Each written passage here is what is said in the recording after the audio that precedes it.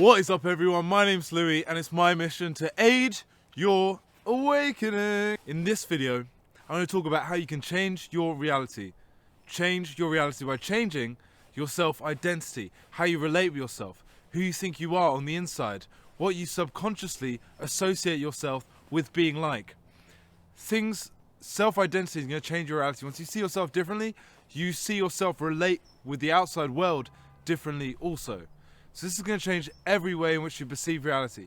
Once you see yourself differently, you're going to start to react to different situations, knowing that reaffirming that who you are can deal with this. If a challenge comes up, you can deal with it in a positive way. It's not going to bog you down and ruin your mood, say. If someone comes up to you and asks you to do something, you know that you can do it because you have the traits, the characteristics required to do it, the characteristics you've been wanting to do it, because now you have a different self-identity with who you think you are. I'm going to talk about my journey at university, me being scared to do certain things, me threatening me not being able to wake up in the morning, get out of bed, simple things, me panicking over my state, that I was in a state of destruction and chaos, when actually, when I flipped it, saw that I was waking up, I realized I was going through a state of healing, and this enabled me to attract and have my own long-term growth mindset.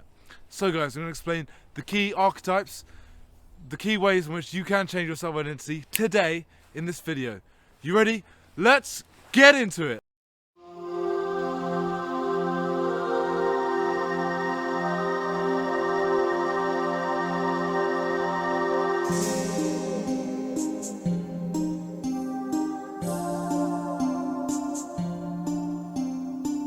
Like I said, there's several exercises we can do to jump into changing our self-identity, how we relate with ourselves, who we think we are. First one though, the key type of way in which you identify yourself, a key part of yourself, is seeing that you have an archetype and that you may relate, whether consciously or subconsciously, is how you associate yourself. How you associate yourself, who do you think you are? In basic terms, who you think you are. Now, how you relate with yourself is really key, because this is going to determine how you react to the outside world. So one of the ideas that made me realize that I need to change how I related to myself was learning about character association. This is an idea that I got from Julian himself's YouTube channel a few years ago, and I've since started applying it to how I was thinking at the time. It really did have quite an impact on me, because when I was in university, I went into university wanting to sort of change myself, wanting to be different than the person I was in secondary school. Not that the person in secondary school was particularly bad, but I felt like, you know, I was like a middle kind of kid. I wanted way more popularity. I wanted more popularity. I wanted more validation. I wanted more, you know, I wanted to be more of an outrageous, outlandish kind of character. And this took on me, who was heavily influenced by the sort of psychedelic counterculture of the 60s, and one of my favorite bands at the time was The Doors. Still love them, obviously. This Jim Morrison character had sort of like a godlike association with me, and I wanted to associate and be like him. And I'd watch films, and I'd be in school, and I was fairly like, you know, I wasn't like greatly well behaved in school. A lot of the teachers didn't like the fact that I could have done more, and they always thought, Louis, you could apply yourself, you could do more. But I wasn't associating myself at that time in school with someone who was at the top, who was at the best, who was one of the best students, even though perhaps if I'd applied myself, I could have been. So I sort of related with someone who sort of did the bare minimum, didn't really have a bit of an attitude problem, didn't really like the whole school system, and maybe you're the same. Like, a lot of kindred spirits are people that don't really like institutions, and that was certainly the way I felt at the time, still do. For the most part, for the largest extent, I still don't like a lot of institutions. I do the bare minimum, but I'd be lucky enough to sort of get to the next stage, get to where I was going. I wasn't completely lost and self-destructive. I did sort of keep myself on a track, a positive track, and I did get lucky in the end getting to university, where I went in the end. But when I went to university, I wanted to be like, my association then was like kind of a rock star, Jim Morrison-like character, like, I'll do anything, I'll try anything, drink anything, have a great time, you know, live quite an outlandish, outrageous kind of lifestyle. And this is who I identify with subconsciously. But this took me to a self-destructive path, because it was a self-destructive association. You know, a lot of these rock stars you see living up like the time either died or either in very unhealthy shape now, you can say, and weren't lucky enough to live very long lives, you know. So that was the self-destructive trait I had. I realized I was identifying with this character when I'd watch like rock star films. I'd see like, you know, even like rappers who are somewhat like rock stars today in terms of how they live that sort of all out in the moment, but also self-destructive way. And that's what happened to me. I was living in the moment, but then I went down a very self-destructive path. I had a big spiritual ego and led me to mental illness for the first time in my life. You guys associating with the character? Are you guys seeing yourself as a certain film character? Are you giving yourself the archetypes, the characteristics that character has? I'm not saying you're pretending to be James Bond or you're pretending to be like, you know, the popular guy in the film. I'm saying, are you taking on those characteristics subconsciously? Are you sort of, when you don't know how to react, when you don't know how to take action or perhaps appear in a scene, you're sort of mimicking somewhat of the characteristics, perhaps even the physical expression. Notice the one way of changing your self-identity I noticed was that I had such bad posture all the time. My shoulders were always lurching down, and I seemed to look at the floor sort of deep in my head because I was deep in thought, wasn't very present. It took me to sort of start my awakening to sort of open up my shoulders more, breathe in through my nose instead of slouch, instead of breathe through my mouth, and become more aware of my posture, my physical stature, how I was carrying myself. Are you sort of mimicking someone else's physical stature? I mean, you could relate with someone who's very successful in the film, does everything perfectly, that's great. But there's also a downside to that as well. You also, no matter how much you relate to certain characters, if they're good or bad, successful or otherwise, you're still restricting your overall. You want to ultimately have a wide range of characteristics. You want to, you know, you may be like trying to act like James Bond, but then people won't see you that way. And does James Bond like chill out and have a laugh and properly relax? Not really. He's sort of uptight all the time, very serious. Is that how you want to be? Tap into what makes you feel good in your body. And this is one thing I started to pay more attention to, is how I felt internally, and then what gave me harmony. Did I enjoy more with being more relaxed, less contracted? Yes, it felt nice. I started to do what felt nice. Now it just feels nice to be standing up straight, my shoulders back, my chest up. It feels nice. It's natural to me now because I think I've interpreted that subconscious identification with I want to be like this, and now it feels right. I've identified with being this. I want to be a character, someone who gives validation, someone who is large, who has a wide range of expression. But I didn't used to be. Okay? And it all has to do with bringing out more core confidence rather than, you know, fake confidence.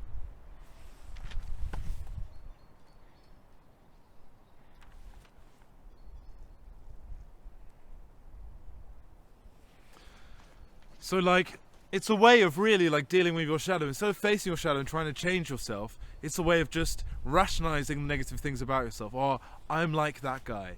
I'm like her. I'm like her. She's like, you know, has all these difficulties, but she's cool because, you know, a lot of times films glamorize these sort of archetypes in order, I think, in a way, to empathize with an audience, to get more of an audience following.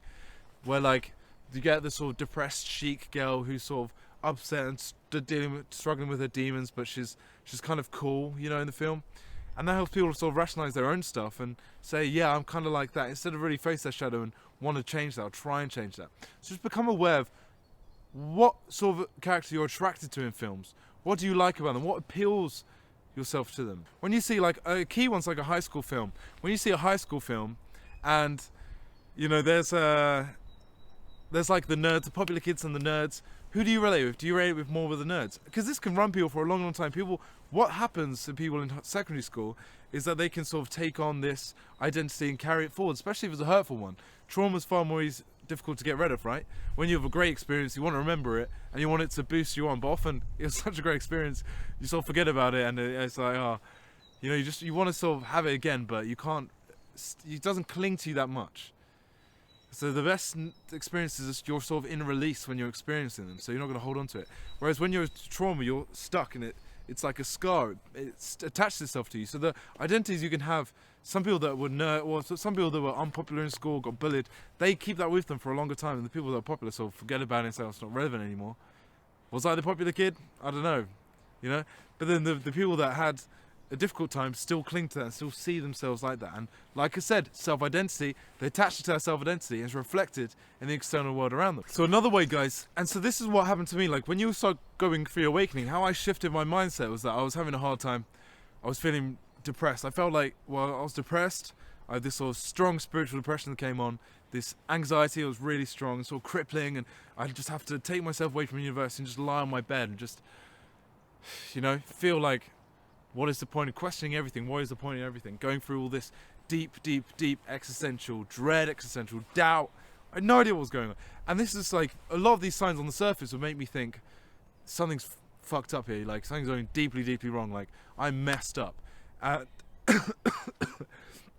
It's hard. I felt like, so the sort of the initial popularity and validation I got back from people was starting to go away because I couldn't keep this character up. I can identify with this rock star, I can identify with this spiritual ego. If you want to see me talk about more of this in depth, go on my spiritual ego videos, one of the first I put up. Really proud of that one. I'll link it at the end of the video. So I couldn't keep it up, and I had to at some point try to figure out what was going on. So I lost that validation. I was going down and down. I couldn't feel this winner effect. I felt like life had just fucked, like I was just messed up. But then I discovered more and more spiritual things, started to find an explanation for that. And instead of relating to this guy at the time who I thought I was, someone who was just losing everything, starting to go down and get mentally ill, and have everything turned bad for them, I started to see, it's a process of everything getting good for me. Way better than I'd previously experienced. And this side of me starting to identify with awakening really began and changed my life, and it can change your life. You start to identify with your waking up, and that everything you're going through, all the hard times you're going through, are actually going to shift you, going to bless you, going to make your life and upgrade your life in many different ways. That your spirit is rising, that you're high vibration, that you're getting high vibrational energy, your vibrational set point is starting to rise. There's many explanations for why this is happening. I'm not really going to spell it out in this video, but essentially, like, awakening up is your vibrational set point raising, and every time you go up, you reach a level. Everything that once you awaken, say you're from down here, your vibration, it starts to raise up. You're going to hit levels of resistance, and that resistance is going to be like limiting beliefs, anxiety, doubt, fear. You're going to start to work through that. So that's why you experience a lot of those, negative feelings and emotions and issues, and then you're going to eventually you surrender to it, or you release it, or you work through it through shallow work. And then your vibration raises again. You start to live a new reality, a brighter reality, a more, just special and just better overall reality. You're harmonized with it internally and externally. You're more harmonized. And then you're going to hit another level of resistance. This is going to take you back to some childhood stuff, limiting beliefs, maybe beliefs you formed about society, core beliefs they've brought on about your, meeting certain people your parents have put on you. This is going to start to go as well, and then your vibrational set point is going to rise and rise again. And then you're going to get to a point where you're feeling like everything's going so great, something must go wrong. Oh my God, I don't feel like I own this. Maybe it's a self-esteem issue. I feel like you don't deserve it. I don't deserve all this. I don't deserve it. Everything's going so well. And that's another little resistance you have to get rid of as well, that things can get too good. That's the resistance. You have to get rid of that feeling that things can get too good and you do deserve it. And finally, you start to let it land that, oh my God, yes, this is what I'm doing. This is the life I'm living now. This is, I do deserve this partner. I do deserve this job. I do deserve this luck that I've been getting. Like I'm entitled to it. And I don't think anyone deserves anything, but you can certainly say that you have earned it, or it's okay for you to have it. Just accepting the good stuff is hard for a lot of people and causes resistance. Then you're going to go up and up and up. So that is what awakening is. So once you sort of in tune, identify not with the negative layers of resistance you're hitting, but relate with the long-term view, the overall journey that you are waking up. Identify with that character that you are going to change. You're going to let go of parts of yourself, but this is overall for a greater, higher you. Look at it in terms of levels of parallel realities as well. Parallel realities is interesting.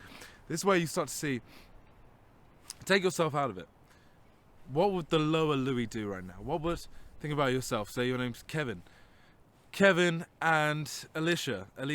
So Kevin's like, what can I do?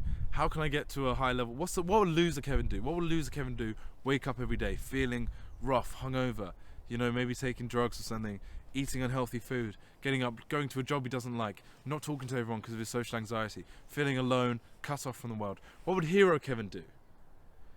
Gets a good night's sleep, cleans, takes care of his hygiene, looks after his skin, flosses his teeth, works out, exercises, goes and puts work in because he knows it's worth it for the long-term goal, fights that resistance, works out, puts work in, creates his own business when he has the time off from his 9 to 5. You're looking at the two things that you could do, the different parallel realities. So I've just imagine this and write this down. This is an exercise you can do. Write this down, the parallel reality. What would King Kevin do? What would King Alicia do? Alicia, who's now working her way up in an industry she loves, she's really passionate about. She's putting in a shift every day, making sure everyone's alright, adding value to different people's lives, you know, eating well, and doing things she's very passionate about, making music and singing when she's finished with her job. So look at the different parallel realities and then what the loser her do. You know, devalue herself, do something negative, not be able to break up with someone who is mistreating her. Look at that. And now look at the parallel realities and now see what can you do every day. How can you associate with that hero, and what were the habits you have and what were the characteristics you'd have, and start to take those on while acknowledging that you're waking up and you're getting closer and closer to it all the time, and things getting to that level is getting easier and easier and easier as you break through those levels of resistance, as you're waking up. Identify with a new characteristic, identify and take on different habits to get you closer to the ideal version of yourself, and acknowledge that you're on a waking path, so you are just naturally healing day by day by day. Hardwire that in, it's going to change your life. That's how you can change your reality. That's how you can shift your self-identity, and with that, we get blessings, blessings, blessings. Thanks for watching so much, guys. If you're a new viewer, please like, comment, subscribe, and check out, join for free, the Awakening Aid community. Down in the comments, the link will be there. Daily post daily stories on Instagram. Got a whole lot more coming, guys. Hope you're having an amazing 2021 so far. Thanks for watching. Much love. Peace and blessings. Goodbye.